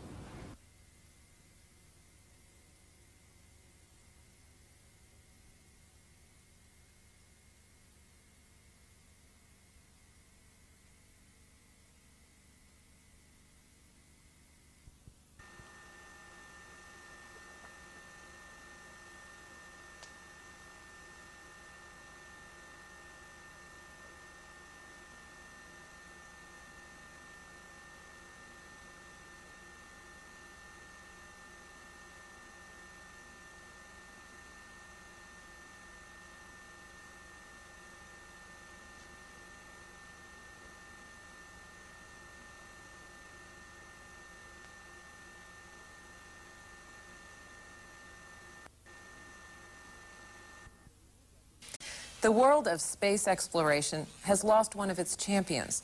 Not an astronaut, but a journalist, our colleague, John Holliman. John was killed in a traffic accident last weekend. Though we can't believe he's gone, we'll always remember John's special gift for conveying the excitement of space. Welcome to the airlock on the Mir space station. Whether he was a tour guide on a Mir mock-up, Turning your head to the side. Finally, poking your head out. or modeling the latest in space fashion, John Holliman weaved a sense of boyish wonderment into his reporting. At his memorial service, NASA Administrator Dan Golden recalled his exuberance. I was told television reporters can never capture the complexity of the space program, especially in 1-minute slots. John understood the complexity, and he described it with simplicity like no one else could. He was always equal parts prepared and passionate. During the Pathfinder mission to Mars, he talked to viewers like they were all his next-door neighbors. It's about people, a most amazing place, and a little rover that could. Tonight, we're going to tell you how a box of gears and gadgets the size of your microwave oven has captured the attention of a nation and a world. Shuttle missions, the Mars Pathfinder, and the images captured by the Hubble telescope some billions of light years away. John brought them all closer to home because he believed it is our destiny to take the next step. He was high as a kite about his upcoming role as co-anchor with Walter Cronkite of John Glenn's return to space. As colleagues said goodbye, CNN President Tom Johnson read a letter from Walter Cronkite. There will not be a moment that I shall not be thinking of him and trying to make John proud of our coverage. Sincerely, Walter Cronkite. John always shared the spotlight with his co-workers, as he shared his enthusiasm with viewers. Thanks for joining us. For the team of dozens of women and men at CNN who made this week possible for us on TV, it has been as much fun as it seemed.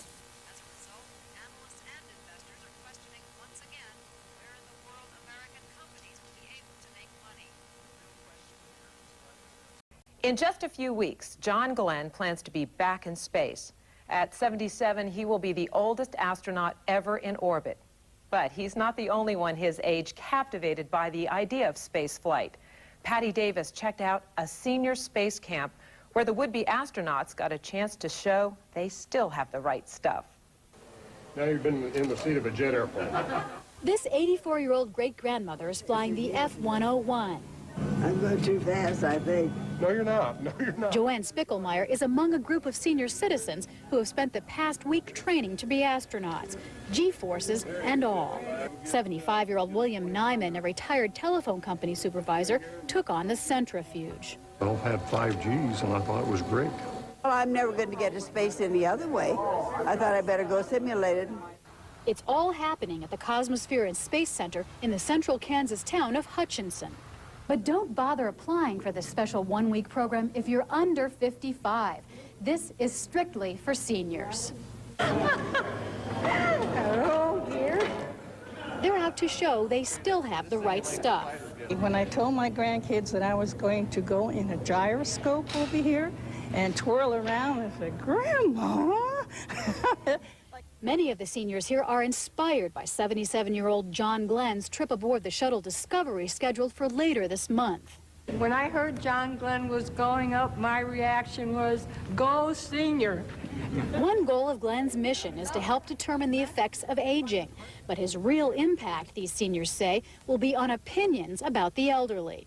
Here's a man that's saying, hey, we are not over the hill. If he performs well on this, it will show people that as people get older, they still can perform. These seniors dream of the day they might orbit the Earth like Glenn did. I think we've already had one that said that they came just in case John Glenn needed a backup, and if he got sick on the day of the flight, they could jump in place. 83-year-old Herman Nowak says he would jump at the chance. To be able to go on the shuttle and be able to see the Earth from there, it's got to be a view that's out of this world, if you excuse the expression. So they study space, they pull the G's, they ride on the shuttle simulator. Liftoff of the shuttle go for. They wish John Glenn Godspeed, and they continue to dream. Patty Davis, CNN, Hutchinson, Kansas. If all goes as planned, John Glenn will spend 10 days in orbit. Der 77-jährige US-Astronaut John Glenn bereitet sich auf seine neue Weltraummission vor. In 3 Wochen soll er mit der Raumfähre Discovery starten. Er wäre dann der älteste Mensch im All. Schon 1962 umrundete Glenn die Erde als erster Amerikaner. Schwerpunkt seiner neuen Forschungsarbeiten sollen der Alterungsprozess sein. 77 and counting. John Glenn getting ready for liftoff.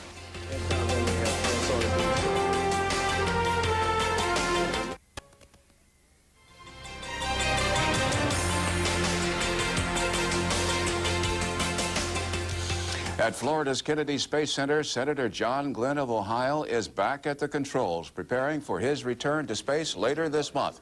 Glenn is 77 years old. He was the first American to orbit the Earth in 1962. In 3 weeks, he will become the oldest person in space. This astronaut senator is part of an international crew scheduled for a 9-day shuttle mission to study the effects of aging and weightlessness. By all accounts, John Glenn is an enthusiastic guinea pig as he prepares for his second ride in orbit. But some federal guidelines are limiting his value to scientists studying sleep patterns in space. The only thing that is different from the initial plan for this experiment is that we will not be giving Senator Glenn melatonin tablets. Glenn will not be taking pills containing the naturally produced hormone which triggers sleep, because the senator does not meet one of the dozens of guidelines for this study established by the Food and Drug Administration. Citing privacy regulations, neither NASA nor the senator's spokesman will say exactly what disqualified him. But it does not mean Glenn is removed from the overall sleep study, which calls for he and crewmate Chiaki Mukai to wear these high-tech hairnets during a portion of the mission. I'll have 21 leads coming out of my body, and that'll be, I think, on 4 of the sleep periods, 4 of the 9 days that we're up. The uncomfortable-looking device will measure his brain waves, facial tension, respiration, and heart rate. NASA scientists want to know more about why astronauts don't sleep as well in space as they do on Earth. And they want to know how age affects sleep patterns in general. The experiment that we're planning to do on Senator Glenn, even in the absence of melatonin, is going to help us get to the question of what happens to sleep in space and why it happens. We just won't be able to address the question in his particular participation of how we might be able to approach the treatment of that. NASA is sensitive to criticism this mission is more stunt than science. Agency researchers say this does little to diminish Glenn's value as a subject. Even though he doesn't meet the criteria to participate in the melatonin portion of the experiment, he is still able to participate in the remainder of the other experiments. The mission is set for launch a week from Thursday. With more than 80 experiments planned over 9 days, the entire crew may be yearning for something to help them sleep. Miles O'Brien, CNN. 1998 probt den Countdown für seine Rückkehr ins All. Am Donnerstag wird der 77-Jährige, hauptberuflich Senator in Ohio, mit der Raumfähre Discovery zu einem 9-tägigen Wissenschaftsflug starten. Sinn der Senior-Tour: die Raumfahrtbehörde NASA will während des Fluges an John Glenn die Auswirkungen der Schwerelosigkeit auf ältere Menschen testen.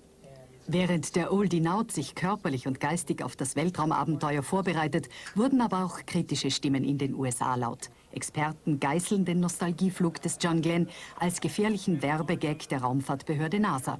Der beteuerte wissenschaftliche Zweck des Fluges sei schlicht Unsinn.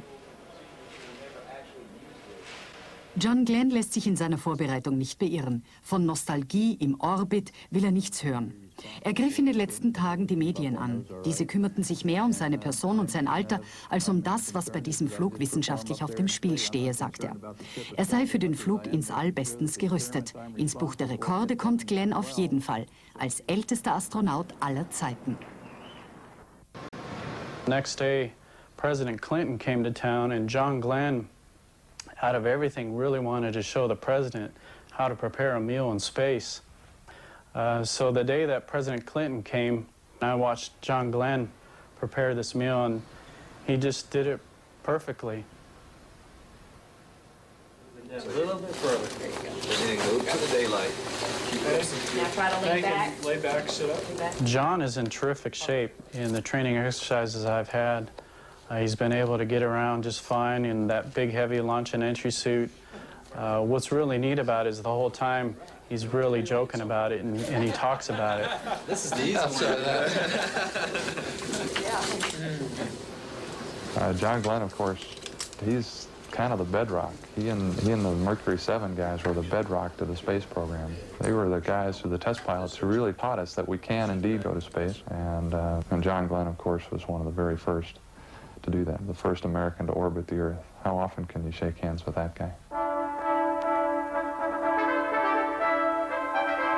I still remember that first trip up in an airplane as well as it was almost yesterday. I wondered at that time, I guess, whether I could ever fly myself or not, and never had any concept that I would be able to until I was going to college. And there was a program then in those pre-World War II years. It was called the CPT, Civilian Pilot Training Program. The government was sponsoring. And you could learn to fly and get your private pilot's license, and I thought that was too good a chance to miss. So that's where I first learned to fly and first soloed an airplane, was in that college program at New Philadelphia, Ohio. Annie was majoring in music, and she was very good. This was my junior year in college and her senior year. I was driving up on this early Sunday afternoon to her organ recital, and I heard a broadcast on the radio, and I listened to it. That happened to be December 7th, 1941. And what I had heard driving up there was the announcement about Pearl Harbor. That evening, we sat and talked about our responsibilities and my responsibilities, and I made the decision right then. We made the decision together that I would volunteer to go into military flight training. He was certainly I thought, the outstanding pilot in the squadron. He could do things in an airplane even when he was a second lieutenant that a lot of the senior pilots couldn't do. So it was just a natural ability that he had for flying from the very beginning. I went through flight training for that year, and then we were married. I think I graduated on a Thursday. We were married the next Tuesday back home in Ohio.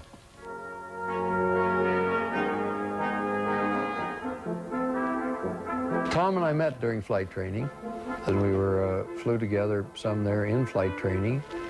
But those were some great days down there, and Tom and I became very fast friends. And we were sent then to similar bases and wound up in the same squadron going overseas.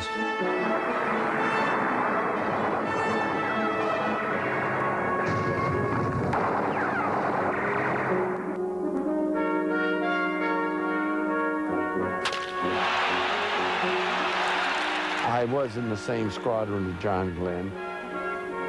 We used to make this trip early, just at light, just before light, and we'd be over the bomb line. And now I'm flying wing on John Glenn. And I thought, well, I'll show him that I'm right in there with him. And that was bombing on a ridge where they couldn't get at from the shells over here. We'd have to just make a dive and bomb them out of there. We set up a screen up along the alley where the MiG fighters would try and come across, and we'd intercept them, and there'd be aerial battles up there. And I got 3 of them in the last 9 days of the war, but that's another subject. Ted and I were teamed up, probably half the missions he flew as my wingman. And this was during the Korean War, not that long after World War II. So he was known all over the world at that time, and rightly so for his baseball exploits, but he was a good pilot too. And out there, he didn't ask for any favors or anything like that. He took his turns at flying and his assignments just like everybody else, and did a great job. Certainly John Glenn was a war hero, and he certainly had the decorations to prove it. As it turns out, he flew 149 combat missions during 2 wars, World War II and Korea. He was hit by anti-aircraft fire, I believe, on 12 separate occasions. Well, after my Marine missions were finished, I did test work at Patuxent River, Maryland, on the F-8U Crusader, which was really the first of our really good supersonic fighters in the Navy and Marine Corps. I had this plan of how we could break the transcontinental record and do some test work on the airplane at the same time. So I proposed we make a cross-country speed run with that airplane and run it wide open all the way across. Once again, John Glenn put his life on the line.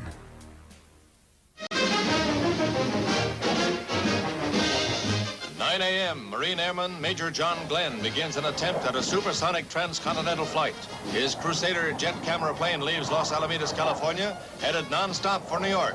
But shortly after noon, Floyd Bennett Field was reached. 2,460 miles traversed, elapsed time 3 hours and 23 minutes, 8.4 seconds. Glenn's wife and children watched proudly as he taxied in, holder of a new record that shaves more than 21 minutes off the best previous times. You know, you could almost look at the Wright brothers as the first astronauts. They were the first to sustain flight off the surface of the Earth under powered flight. And ever since that time, I guess it's been mainly onward and upward, a little bit faster and higher, until here we are doing orbital flight today. But it's just amazing that that's occurred in that time since 1903, only about 95 years ago.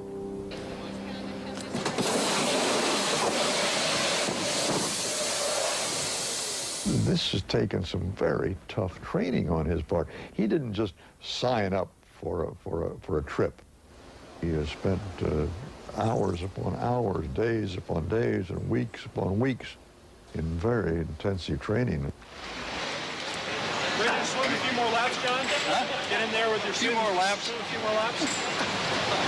That's the biggest swimming pool I ever saw. Some of the water training that John Glenn has been doing pertains strictly with emergency egress.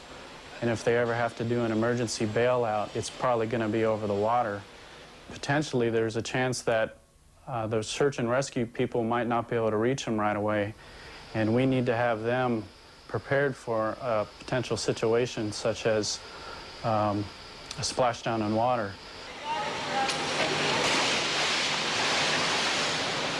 We drop them into a pool with that big, heavy, bulky launch and entry suit and moving around in the water, and that is not that easy. The parachute might fall down on top of them, and you can imagine this huge blanket, this huge wet blanket. We need to train them how to find their way out from underneath that big wet parachute.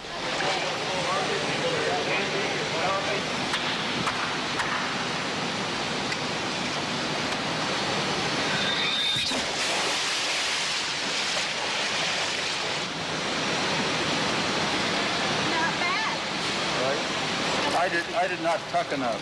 Not bad, though. But see, you started out kind of in a tuck, but then your legs extended out. But I think if you did pretty good, unless you'd like to do it again.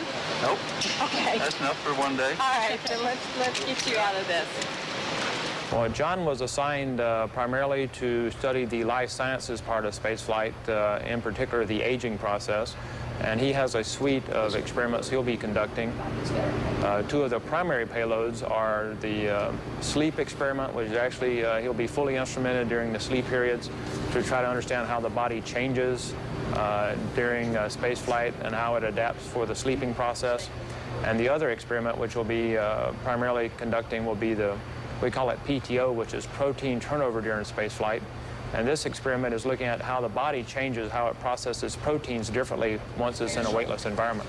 So on 95, we will be fully employing Senator Glenn in collecting data on how those changes are similar or different to the aging process. My name is Chiaki Mukai from Japanese Space Agency.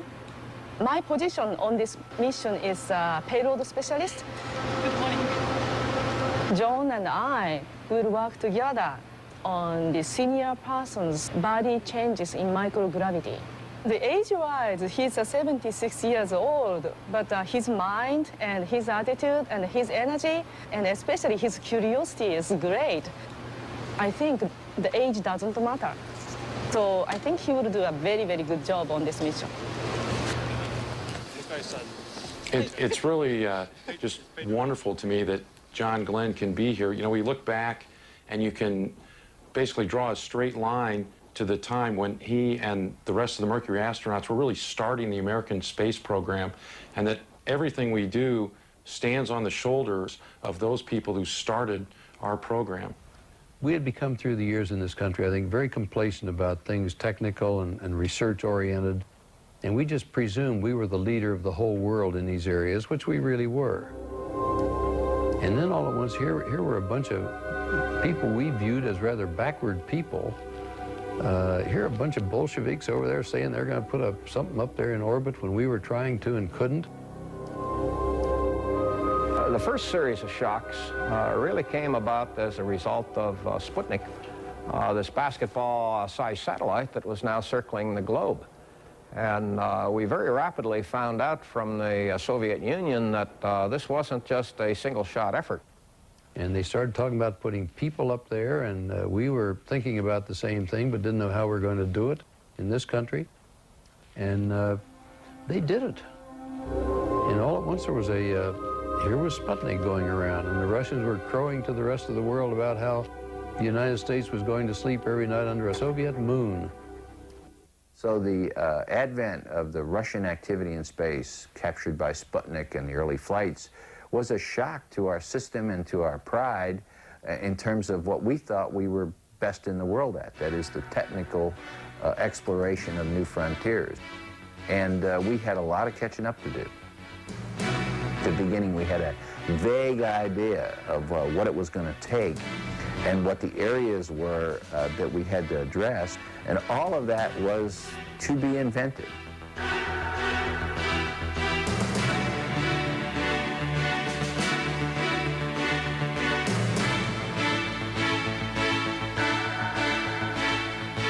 So Mercury was the starting point. It was exciting, it was brand new, and we kind of invented all the rules and all the operational methods as we went along. We then had to look to who was going to fly it. We wanted to select a number of men that we eventually called astronauts. We wanted them to be test pilots. We wanted them to have familiarity with high-speed performing airplanes. We wanted men who were willing to put their life on the line every day. John Glenn was one of those people that submitted his name to be evaluated for the program, and I was not surprised to see John Glenn there. I knew he was prominent in Navy flying circles and in the Marines. He was well thought of as a test pilot, and I think he was sort of a natural selection into the astronaut program. Early requirements for an astronaut was a height limitation of 5'11". John actually, in his medical record, indicated 6 feet. I went over a couple of times, and he may deny this. He's denied it several times to me, but I know I saw him. He was walking around the house with a couple of big encyclopedias on his head trying to shrink that 1 inch. He wanted to be the best at everything he did, and he worked hard at it.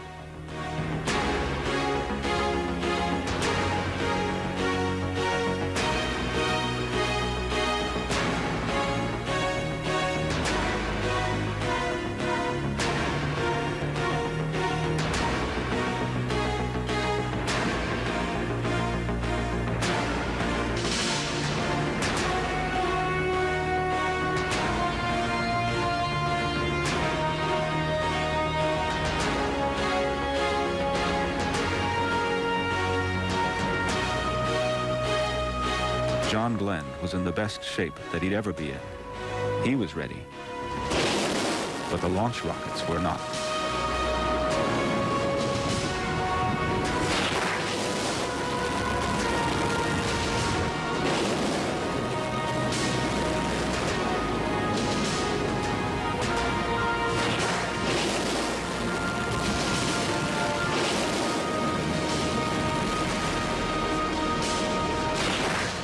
It was not unusual that 3 out of 5 rockets would blow up after the launch, or they just sat on the pad and fell right back into it. At one time, before we had launched any of the astronauts, all 7 of them were down here, and I found out that day they were going to launch an Atlas rocket. So I took them out to the road where we could watch the Atlas launch. It lasted about 35 seconds and blew up, and all 7 of those guys weren't sure they really wanted to ride an Atlas at that point.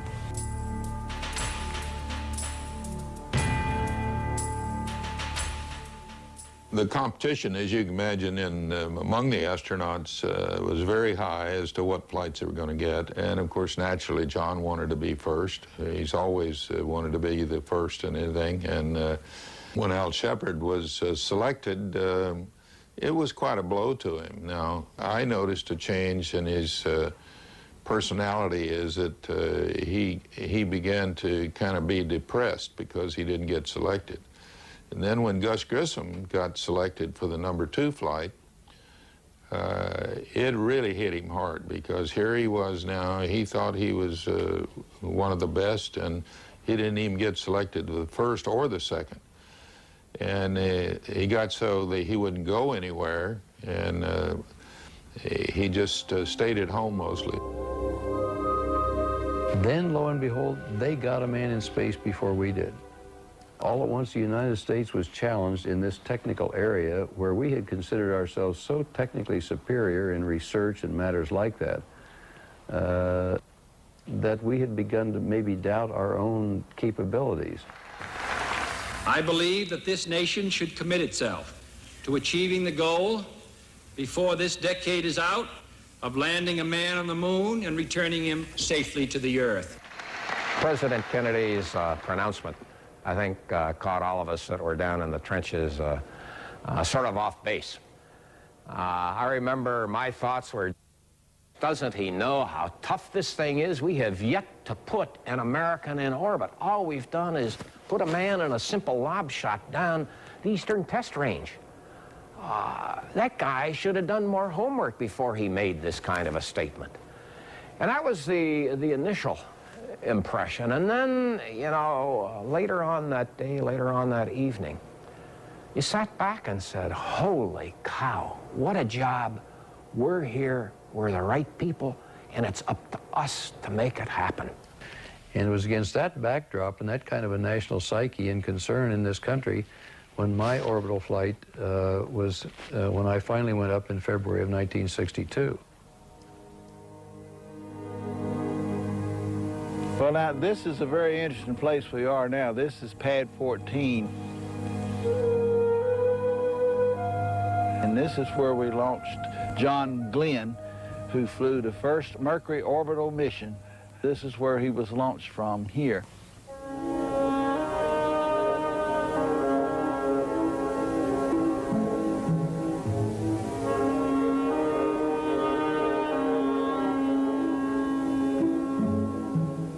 Getting ready for the first manned orbital mission with John Glenn was, again, a very difficult period of time for all of us.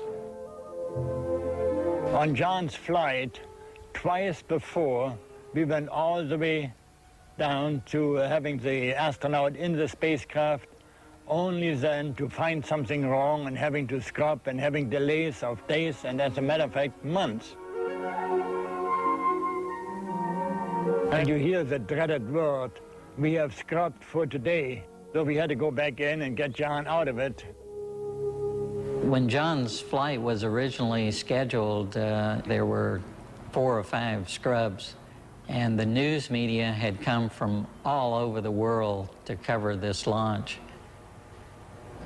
It seemed we could never quite get the rocket, the network, and mission control all working at once. So there's a great deal of tension built up in the team, and as a result of the repeated scrubs, that tension just continued to mount as we got to what ended up finally being the launch day for John's flight.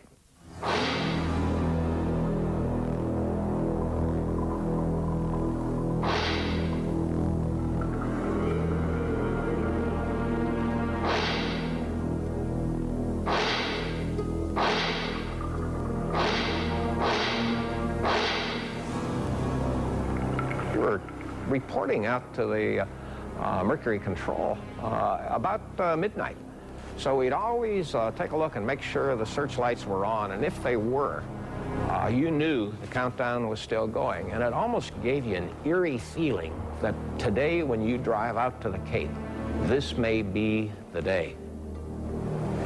A lot of history has been made in this room, in this Mercury Mission Control Center, especially with John Glenn's orbital flight in February of 1962. Chris Kraft and all of his flight directors controlled the mission from this facility. On the morning of the launch at Bermuda, John Hodge, the guy who was in charge over there, kept bugging me about the fact that his radar was acting up, and I was a little short with him, I'm sure, on that particular morning, telling him, Hal, make up your mind over there. Are you ready to go or not? Because we've got this whole thing now ready to go, and we haven't got time to mess with it.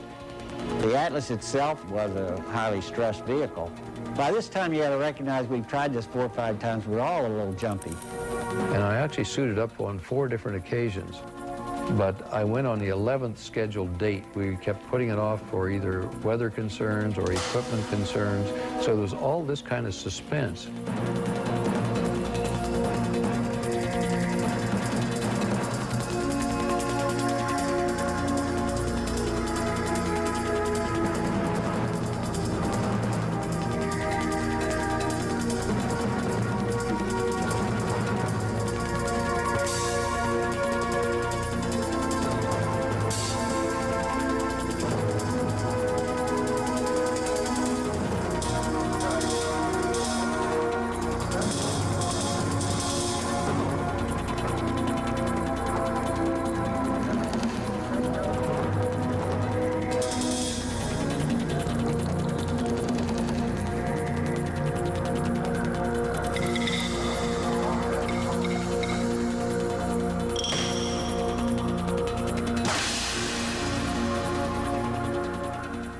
finally launch day came on February 20th, 1962. We came down to where the automatic count cut in at I believe it was 18 seconds.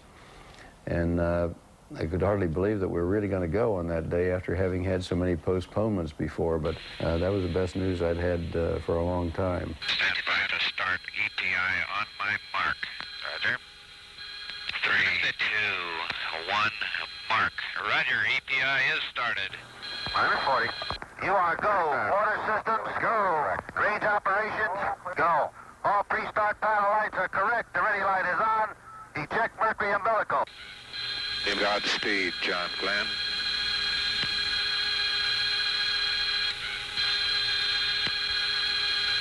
Nine, 8, 7, 6, 5, 4, 3, 2. Here it goes.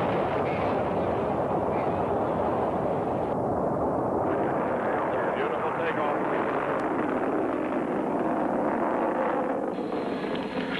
Roger, the clock is operating. We're underway.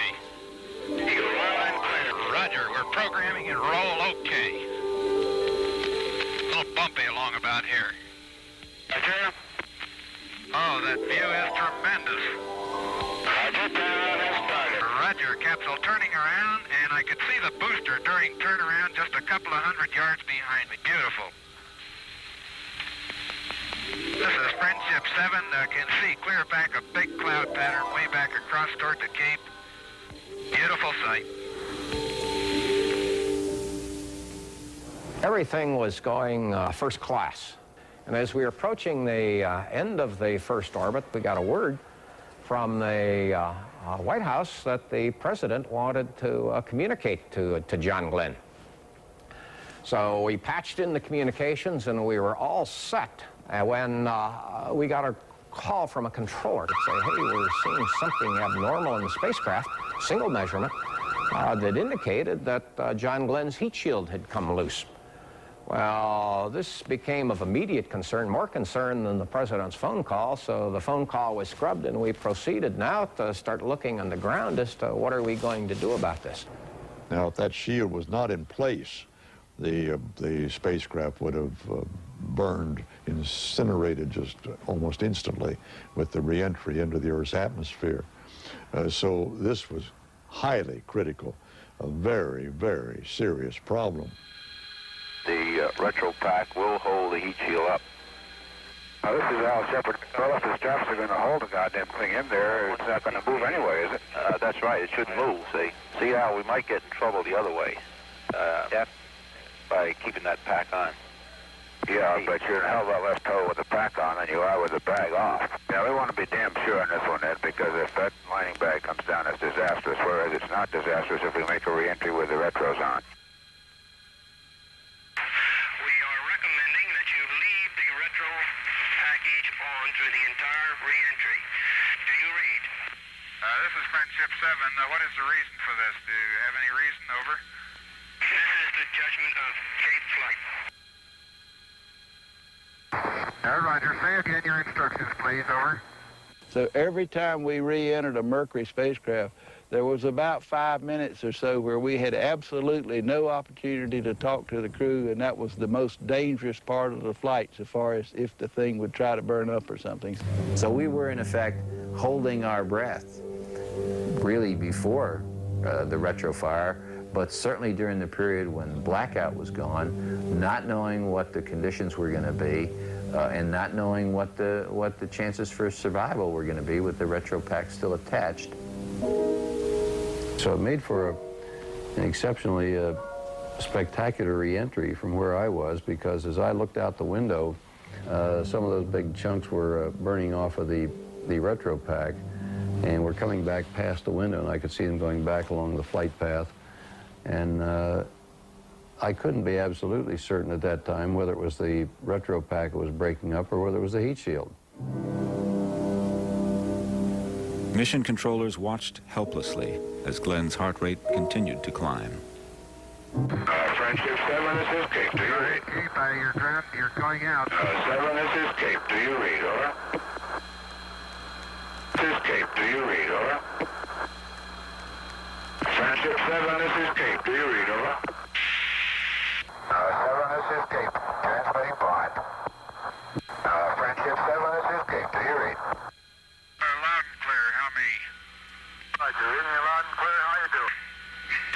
condition is good, but that was a real fireball, boy. Roger.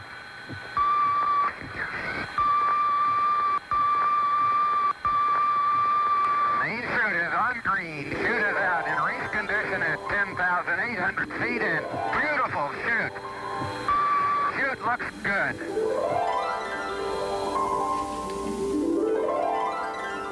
I think one of the surprises probably to everybody was how much the American public particularly, but the world public at large, was ready to elevate this man to this status of hero.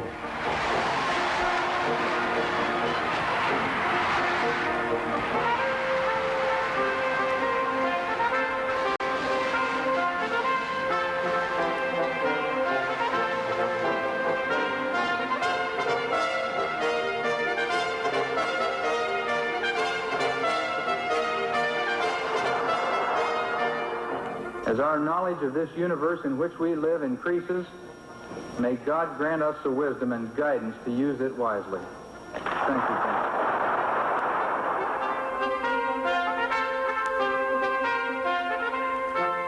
In 1962, after John's orbiting of the Earth, we had a giant celebration here in New Concord. Population of the village at that time was around 1,000. There were 50,000 people here. Well, it was pandemonium. You never saw so many people. As his big parade came down Main Street, it was heartwarming to see Annie and John calling by name many of their friends and neighbors. I think we owe something to our American heroes. I think John's one of them. So when I heard that John was going to fly on the shuttle again, I was kind of delighted. But all of us will be wishing John well. We've been wishing him a great flight, and I think it's deserved. I can't help but stand here today with a real sense of deja vu, some 40-year-old almost sense of deja vu, because I was introduced as one of the first 7 astronauts, and it was Carpenter, Cooper, Glenn, Grissom, Schirra, Shepard, and Slayton in that order. And now, 40 years later, it's Brown, Lindsay, Parazinski, Robinson, Duque, Mukai, and John Glenn. So right into land.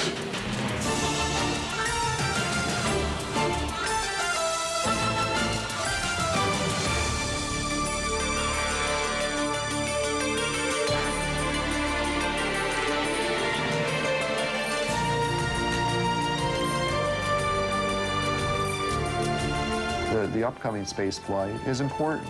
John Glenn is saying to generations of Americans, past, present, and future, that when you hit a certain chronological point in your life, that it isn't over.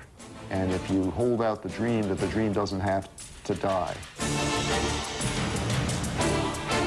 Oh, I'm going to be down there when he goes off on his last trip. I sure have got my thoughts about him all the way. But I'll just bet right now everything's going to be all right.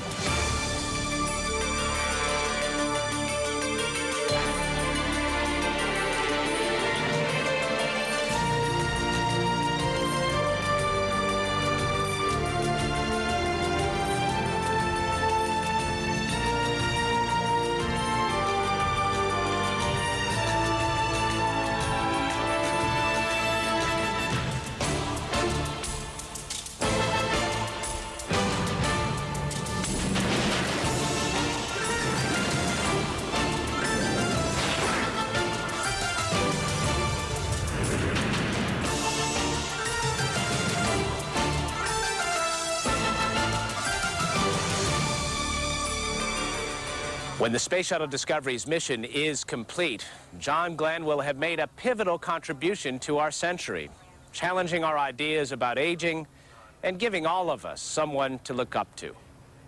Thanks for joining us. We'll see you next time on CNN Perspectives.